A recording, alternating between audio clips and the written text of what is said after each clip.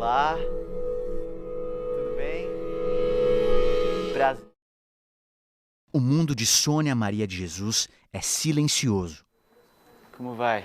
Ele trabalha na TV, entrevistando. Como é que ela tá se sentindo? Sônia é surda e não entende as minhas perguntas. Nós poderíamos entrevistar a senhora? Certo? Tudo bem? Ela precisa de ajuda. Você tá triste? Cansada? Ela tá triste. Triste. Sônia nunca aprendeu Libras, a língua brasileira de sinais. A comunicação é restrita a sons, expressões e alguns gestos. Primeira vez que ela vai ter esse contato com a Libras, ela não foi à escola. Para as autoridades, o mundo silencioso de Sônia tinha muito trabalho. Ela foi resgatada de condições análogas à escravidão nesta sexta-feira em Florianópolis. Segundo auditores fiscais, Sônia foi submetida a trabalho forçado e condições degradantes por 37 anos. Os acusados de manter Sônia em escravidão moderna são Jorge Luiz de Borba e a mulher dele, Ana Cristina Gaioto de Borba. Jorge é desembargador do Tribunal de Justiça de Santa Catarina. Preside a primeira Câmara de Direito Público do TJ e tem pós-graduação em Direito do Trabalho. Em depoimento à Justiça, o casal contou que Sônia teria sido agredida pelo pai na infância e que o espancamento seria o possível motivo da surdez. Aos 8 anos de idade, quando estava numa creche, Sônia conheceu uma psicóloga, Leonor Gaioto, mãe de Ana Cristina Gaioto de Borba e sogra do desembargador. Segundo o desembargador Jorge Luiz de Borba, Sônia foi morar com ele e a esposa depois que eles se casaram, quando tiveram o primeiro filho. Sônia tinha na época entre 12 e 13 anos. E ela foi morar com eles, nas palavras do desembargador, porque ela gostava de crianças. O casal teve ainda outros 3 filhos. Todos cresceram, as décadas passaram e Sônia chegou aos 49 anos ainda vivendo com a família, numa casa nesse condomínio. Em novembro do ano passado, as autoridades receberam uma denúncia anônima. Era uma denúncia que reportava uma trabalhadora sem algum direito trabalhista garantido. Houve umas diligências preliminares do Ministério Público do Trabalho que confirmaram o teor da denúncia. Trabalhadores que estiveram no domicílio em tempos diferentes, cujos relatos iam ao encontro um do outro, 3 ex-funcionárias do desembargador foram ouvidas. Uma cuidadora, contratada entre 2020 e 2021, diz que Sônia fazia as refeições com os funcionários, sempre depois dos patrões, e dormia num quartinho nos fundos da casa. Que Sônia levava a vida de empregada doméstica, mas não tinha salário. Que chegou a dar banho nela, quando Sônia estava com assaduras embaixo dos seios, porque não tinha sutiã.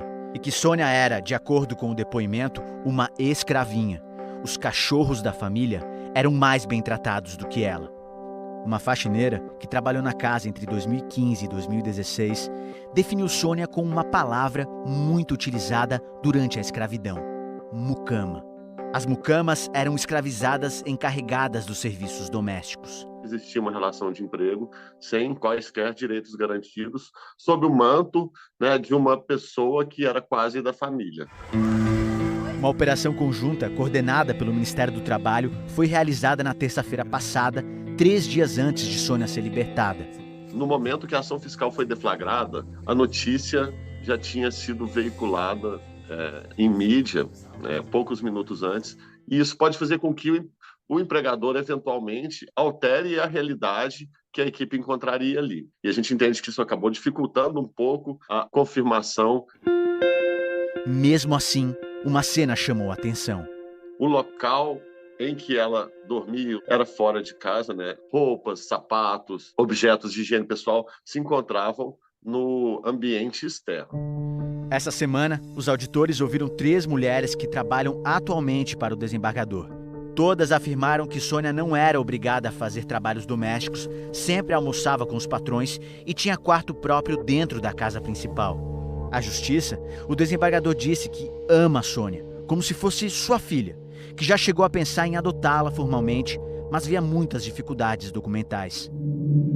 As redes sociais da família Borba têm vários registros com Sônia.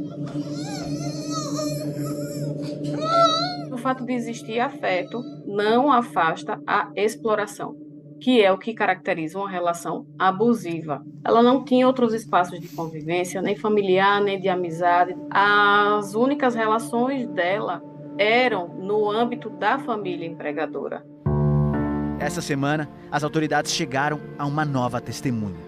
Uma ex-diarista que confirmou as denúncias iniciais. Ela afirmou que via Sônia como uma trabalhadora e não como alguém da família. Que as filhas do desembargador têm tudo e que Sônia não tem. A senhora tem conhecimento dos seus direitos?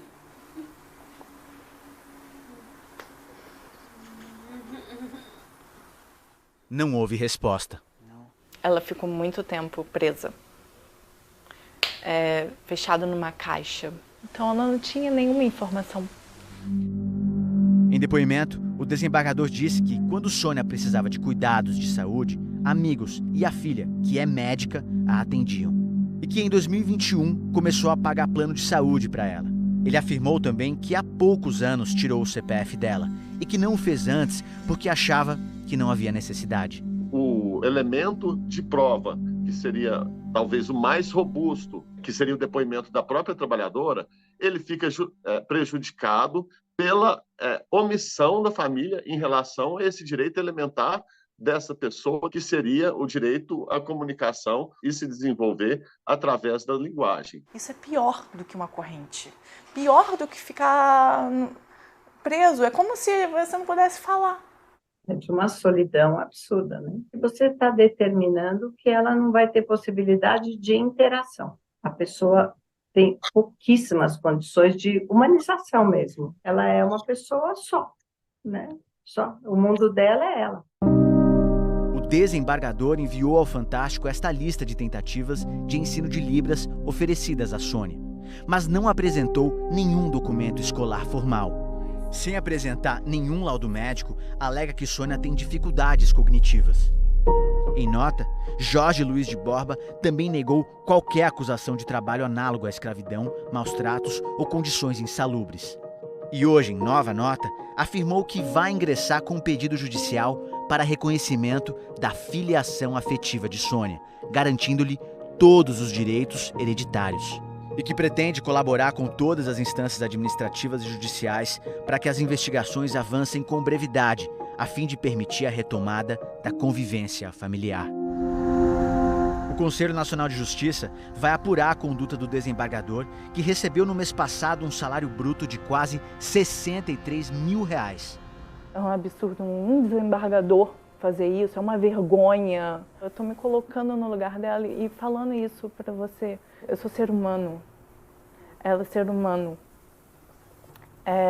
A intérprete está aqui para dar a voz.